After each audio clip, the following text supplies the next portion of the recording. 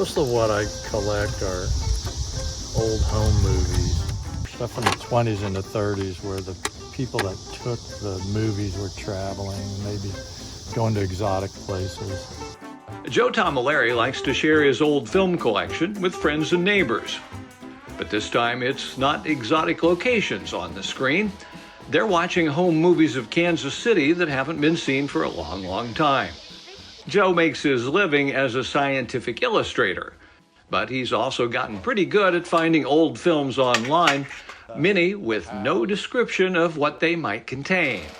These films came and I was watching them, and there was a big guy in there with horses that was smoking a cigarette that had a cigarette holder. And I thought, wow, that's kind of cool. That guy looks like Tom Pendergast. In this installment of Real Rare, we're looking back at politics, politicians, and a guy named Pendergast. Kansas City was a boomtown in the 20s. It was emerging from its cowtown roots. A lot of conventions were happening in Kansas City because of its location in the middle of the country.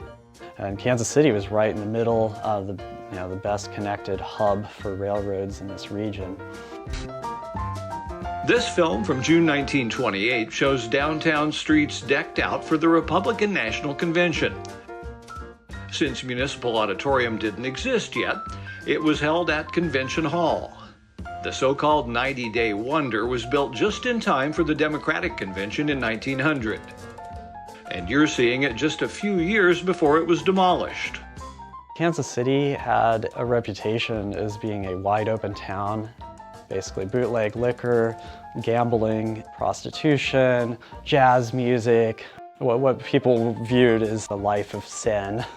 I mean, this is intricately linked with the Pendergast machine. That political machine began with James Pendergast's saloon in the West Bottoms.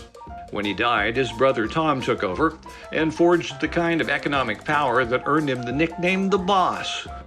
We know him through still photos and cartoons, but only one short film clip, until these shots from 1928 showed up on some of Joe's reels. Tom Pendergast was a horse guy. He liked the ponies. It was an obsession with him, quite honestly, and it got him in great trouble.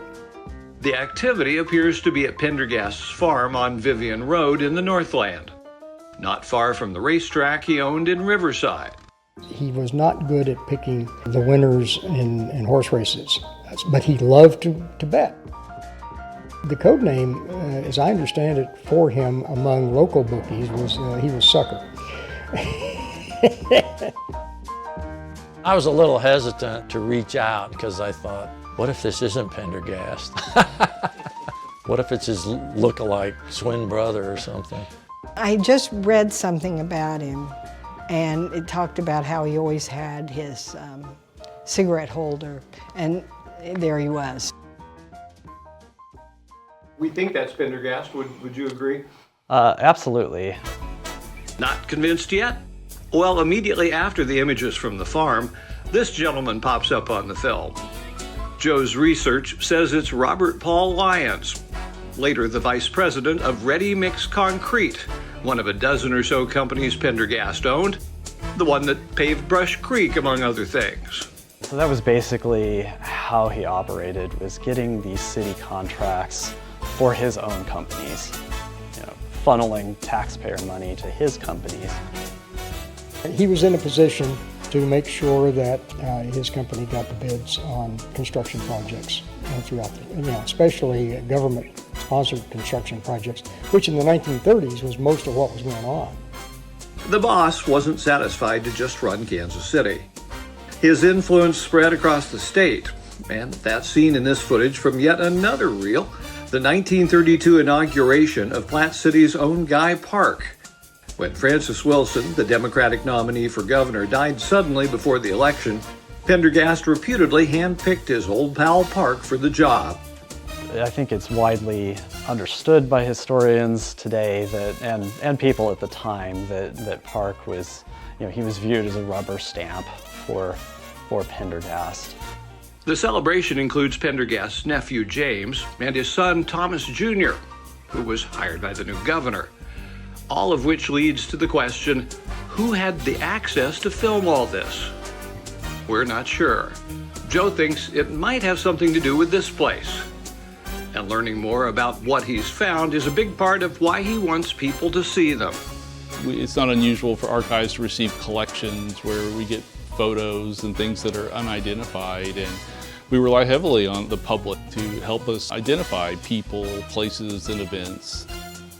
This is just an extraordinary collection because there's just not a lot of footage of Kansas City in those interwar years of the 1920s and 30s. On the next installment of Real Rare, we'll focus in on recreation, baseball, golf, and a trip to the circus. For the Kansas City Star and the Kansas City Public Library, I'm Randy Mason.